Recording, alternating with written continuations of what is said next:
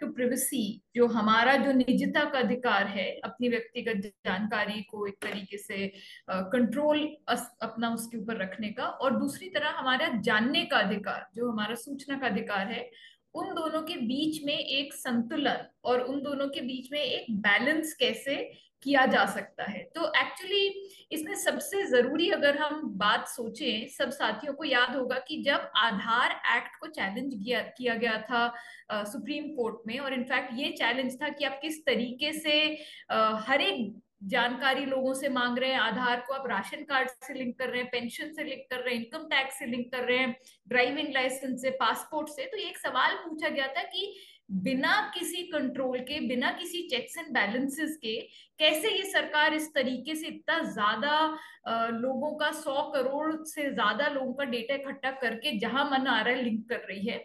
और उस समय सरकार के वकील ने आकर सुप्रीम कोर्ट में बोला था कि लोगों का निजता का कोई अधिकार नहीं है। The solicitor general said that people have no right to privacy, and that is why they said कि हम जो मर्जी जानकारी चाहें हम इकट्ठी कर सकते हैं।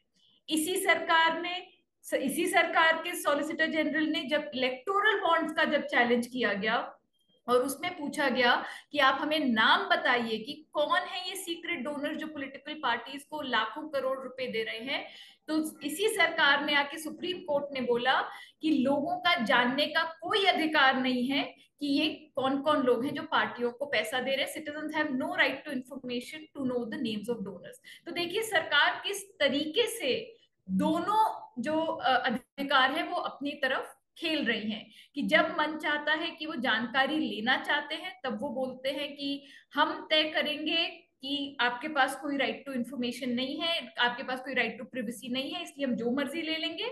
और जब लोग सवाल उठाते हैं तब बोला जाता है कि आपके पास कोई भी राइट टू इंफॉर्मेशन नहीं है।